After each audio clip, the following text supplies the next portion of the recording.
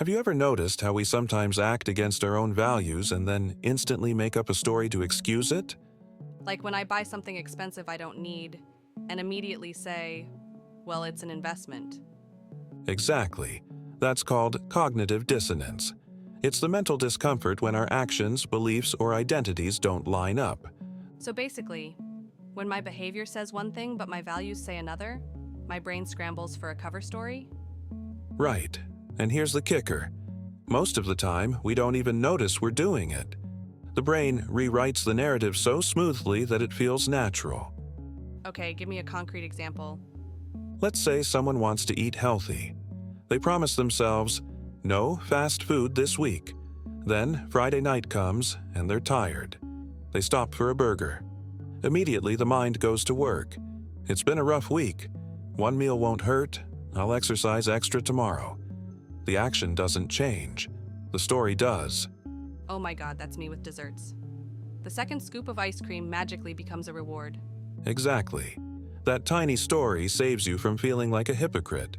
So who figured all this out? A psychologist named Leon Festinger. In the 1950s, he ran some clever experiments. The most famous one had people do a boring, repetitive task. Afterwards, they were asked to tell the next participant that it was fun. Some were paid $20, others just $1. And the twist is? The $1 group later reported actually enjoying the task more. Wait, why would being paid less make them convince themselves it was fun? Because $20 was enough to justify lying. $1 wasn't. So the mind felt dissonance. I said it was fun, but it wasn't. To reduce the discomfort, they changed their memory. They convinced themselves maybe it was a little fun after all. That's wild. We'll literally edit our memories to stay consistent. And you see this everywhere. Think about shopping. Buy an expensive phone and regret it? Suddenly, it's the best model out there. That's post-purchase rationalization. I've done that. Bought shoes that hurt my feet, but told myself they'd break in soon. Spoiler, they never did. Exactly, or subscriptions. Someone signs up for an expensive gym membership, never goes, but insists, it's worth it because I could go anytime. That's dissonance in action. Oof! That hits too close. It even affects relationships. People stay in toxic situations and say, it's not that bad. All couples fight. I've already invested years. The longer the investment, the stronger the justification. That's sunk cost fallacy mixed with dissonance. You don't want to admit the time was wasted, so you double down. Right, and it also shows up in groups. Hazing rituals are a classic case. People suffer, then convince themselves the group is incredibly valuable. The pain must mean it was worth it. So suffering actually increases loyalty. That explains why harsh initiations exist everywhere, from fraternities to the military.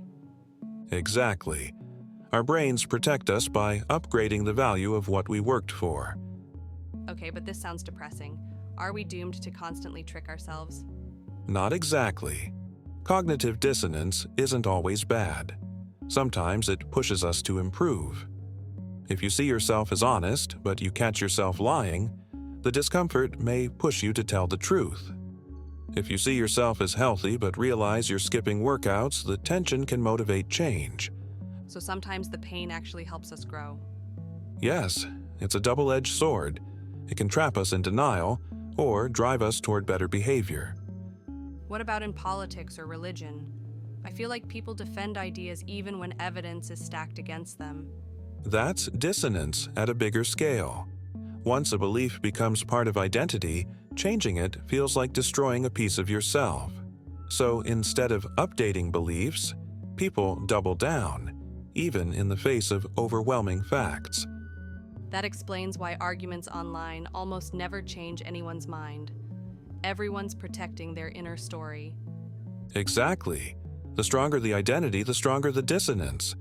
So is there any way to beat this? Not completely. You can't turn it off, but you can recognize it. The trick is to catch yourself in the act. How? Listen for certain phrases. Just this once. I deserve it. It's not that bad. Those are red flags. They're often signs the story is bending instead of the behavior. That's actually really practical. Another strategy is to make small public commitments. Tell a friend, "I'm quitting soda." Suddenly, the brain wants to stay consistent because other people are watching. So we can use dissonance as a tool to push ourselves in the right direction. Exactly.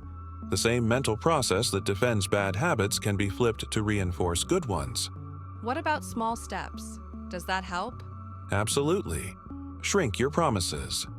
Instead of, "I'll get fit this year," say, "I'll walk 10 minutes today." When you do it, your brain updates your identity. I'm someone who follows through. Small wins snowball. So little habits can rewire the story itself. Yes. And that's the empowering part. We can design situations where dissonance nudges us forward instead of holding us back. Okay, let me recap. Cognitive dissonance is when we feel tension between what we believe and what we do. Most of the time, we resolve it by bending the story instead of the action. Exactly. And while that protects us in the moment, it can trap us long term. But if we catch it, if we choose action over excuse, it becomes a tool for real change. That's both scary and hopeful. It is. Because dissonance isn't a flaw. It's a signal. It's the mind's way of saying, "This doesn't add up." So the question is, do we change the story or do we change the action? And that's what I'll ask you, the viewer. Have you ever noticed yourself making excuses to feel better about a choice? Did the story protect you, or did it hold you back? Share your thoughts in the comments. We'll be reading them. And if you enjoyed this exploration, subscribe to The Curiosity Vault. Every day we uncover hidden truths about the human mind. Until next time, stay curious